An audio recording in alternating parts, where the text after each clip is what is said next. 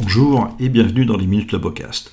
Cette courte vidéo est destinée à montrer la réalisation d'un projet esthétique avec le logiciel Smile Design qui fait partie intégrante des compléments logiciels de la suite Medit. Comme toujours, nous prenons des empreintes numériques de la situation initiale. Ces documents, je vous le rappelle, font désormais partie du dossier médical du patient. Il nous faut aussi réaliser des photos de la face, l'une avec un faible sourire, l'autre avec des écarteurs et enfin un gros plan des arcades. Ce sont ces documents qui vont être utilisés dans Smile Design et qu'il faut joindre au dossier du patient dans MeditLink, comme nous le voyons ici, indiqué par la flèche. N'hésitez pas à vous abonner et à nous récompenser en mettant un pouce bleu. Je vous propose aussi de partager cette vidéo et de cliquer sur la cloche pour ne pas manquer nos prochaines vidéos. Alors maintenant que tout cela est fait, expliquons comment fonctionne Smile Design. Un clic sur l'icône pour démarrer Smile Design. Nous arrivons dans une fenêtre dans laquelle nous allons mettre en place les lignes de référence, bipupillaire, centrale, les ailes du nez, le plan d'occlusion et la ligne du sourire qui va permettre une découpe à cet endroit pour pouvoir travailler et présenter ensuite le futur sourire. Voilà, une fois que ceci est fait, nous allons passer à l'étape suivante, qui est donc le positionnement sur les dents du patient d'un gabarit. Nous avons superposé la face souriante et la face avec les arcades dégagées. Et donc on va pouvoir maintenant présenter les gabarits du futur projet.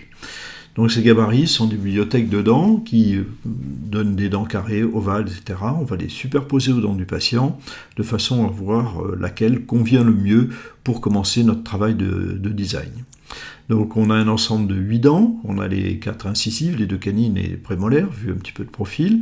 On peut travailler sur ces dents de manière individuelle pour les disposer là où ça nous semble mieux. On peut les grouper pour travailler en groupe sur la position et les dimensions de ces dents, grouper l'ensemble. On peut dans certains cas faire un effet miroir de façon à reproduire de l'autre côté ce qui était fait d'un côté. Tout ce travail est fait ici par Bastien Deloge, qui est effectivement responsable numérique chez nous et tout à fait à l'aise avec ce genre de logiciel, parce qu'il les a manipulés largement. Merci Bastien de ton aide dans ce document. Voilà, donc on travaille individuellement, vous voyez, on peut disposer dedans. Dans ce cas, il avait été choisi par le patient de conserver un petit diastème entre ses incisives, parce que ça faisait partie de sa personnalité, donc ça a été choisi. Maintenant, nous allons appliquer des textures, c'est-à-dire changer la couleur des dents initiales, de façon à présenter au patient un projet un petit peu plus valorisant. Cependant, ne pas mettre trop de naturel dans ces techniques, de façon à ce ne soit pas contractuel. Il s'agit quand même de montrer de l'amélioration, sans être forcément dans l'excès.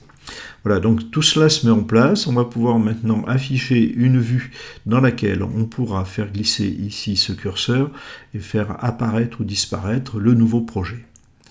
Alors, ce logiciel travaille encore avec des vues en 2D. C'est vrai que maintenant, l'apparition des scans faciaux permet d'obtenir des Smile Design avec les images en 3D.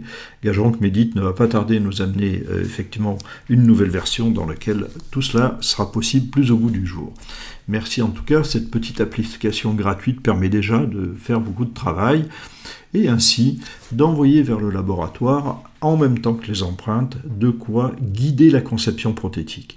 Donc les empreintes sont envoyées, on arrive dans le logiciel Exocad où on retrouve effectivement l'empreinte qui a été faite, et nous voyons ici la conception qui peut être visualisée par le praticien pour validation avant sa mise en fabrication. Et là maintenant nous voyons bien que la conception a été exactement reproduite dans la fabrication. Nous le voyons donc sur le modèle et en bouche. Donc ce sont des couronnes full zircone entièrement usinées qui ont été choisies dans ce cas. Alors le changement du sourire de cette patiente est vraiment spectaculaire, comme nous pouvons le constater. Bien sûr, ce genre de résultats encourage très souvent les patients à compléter le travail par des reconstructions nécessaires dans l'ensemble de leur bouche, ce qui améliore à la fois leur aspect esthétique et bien entendu leur santé. Voilà, je vous remercie de votre attention, d'être resté jusqu'au bout, donc récompensez-nous un petit pouce bleu, et je vous dis à la prochaine.